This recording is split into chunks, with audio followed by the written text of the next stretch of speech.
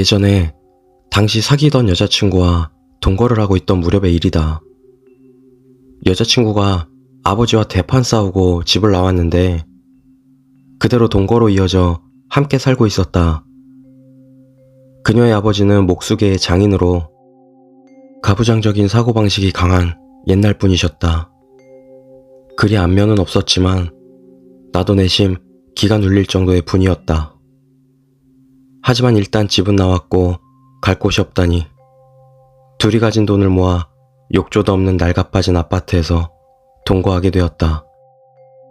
그러나 급해서 들어갔다고는 해도 환경은 최악이었다.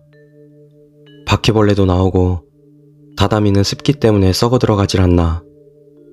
위층에선 밴드를 한답시고 밤새도록 고래고래 소리를 지르며 노래를 하고 옆집 노인은 뭔가 기분 나쁘고.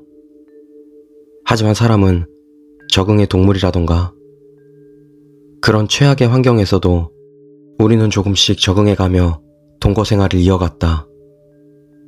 나는 건축 현장에서 노가다를 뛰고 여자친구는 노래방에서 야간 근무를 하며 생계를 이어갔다.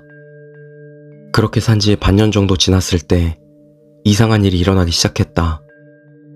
어느 날 아침 아르바이트를 하러 가려고 자전거를 탔는데 뭔가 느낌이 이상했다.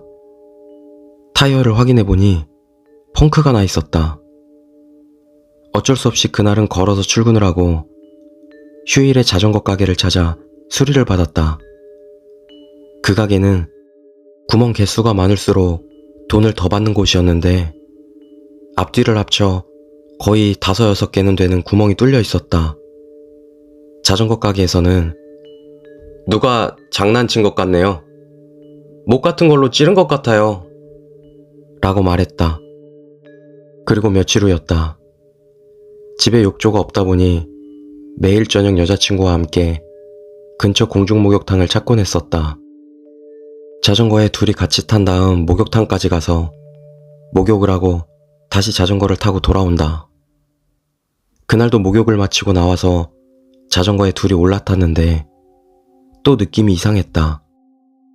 아니나 다를까 이번에도 바퀴에 펑크가 나 있었다. 다음날 자전거 가게에 가져가 보니 또 상당히 많은 구멍이 뚫려 있었다. 며칠 후에는 여자친구가 자전거를 타고 쇼핑을 나갔는데 쇼핑을 마치고 나오니 펑크가 나 있었다고 했다. 결국 자전거를 질질 끌고 집까지 돌아왔다는 것이다. 그 외에도 둘이 같이 자전거를 타고 전철역까지 간 다음 놀러 갔다가 돌아왔더니 바퀴에 수도 없이 구멍이 나 있기도 했다. 그런 일이 정기적으로 벌어지다 보니 하도 바퀴를 자주 떼워서 타이어가 걸레장 마냥 되어버려 결국 새로 사야만 했다. 그렇게 한 3대 정도 자전거를 바꿨던가? 하지만 아무리 그래도 무차별적인 장난치곤 우리 자전거만 맨날 펑크가 난다. 스토커가 아닌 이상 우리 자전거만 따라다니며 바퀴를 터뜨릴 수는 없는 것 아닌가? 결국 나도 여자친구도 노이로제에 걸릴 지경이 되었다.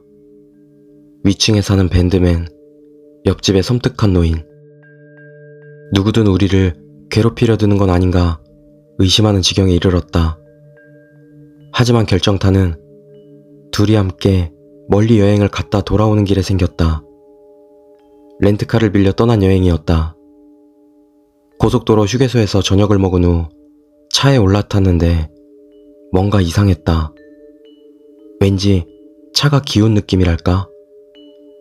차에서 내려 조심스레 타이어를 확인하자 차 오른쪽 2개의 타이어에 펑크가 나 있었다. 이 정도까지 되자 나도 여자친구도 분노보다는 공포에 질렸다. 이 짓을 한 놈은 우리가 여행을 간다는 것마저 사전에 알고 있던 걸까? 그래서 타이어에 구멍을 내기 위해 고속도로까지 타고 따라온 걸까? 도대체 우리한테 얼마나 큰 원한을 가지고 있는 거란 말인가?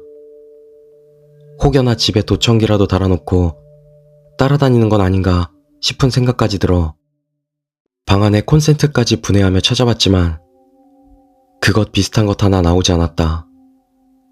그러던 어느 날 건축 현장에서 일을 하던 도중 나는 다치고 말았다. 부주의로 그만 못을 세게 밟아 병원으로 보내진 것이다. 밟은 못이 녹슬어 파상풍의 가능성마저 있었기에 꽤 큰일이었다. 겨우 진료를 마치고 집에 돌아와 나는 여자친구에게 그날 있었던 일을 말해주었다. 여자친구는 내 상처를 걱정하다가 갑자기 무언가를 깨달은 듯 얼굴이 어두워졌다. 그리고 잠시 후 입을 열었다. 만약에 네가 타이어였다면 펑크가 났었겠네? 그 말을 듣자 처음으로 내 사고와 펑크의 연관성에 생각이 미쳤다. 그 수준이면 이미 저주나 악령 단계다. 여자친구는 당장이라도 울 것만 같은 얼굴이었다. 넌 너무 걱정이 심해 라며 여자친구를 달래줬지만 솔직히 나도 무서워서 어찌할 도리가 없었다. 하지만 잠자리에 들자 기분 나쁜 생각만 든다. 혹시 이 아파트가 저주받은 곳인가? 하지만 개 중에서도 가장 두려웠던 건 여자친구가 다치는 것이었다. 이번엔 내가 다쳤지만 다음엔 혹시 여자친구마저 다친다면. 몇 주 동안 고심하고 서로 대화한 끝에 여자친구는 집으로 돌아가기로 했다. 혼자 아파트에 남는 건 쓸쓸하고 두려웠지만 우리 집은 워낙 시골이라 돌아갈 수도 없었다.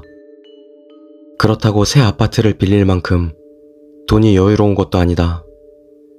발에 상처도 다 아물지 않아 제대로 일도 못할 무렵이었으니 어쩔 수 없었다.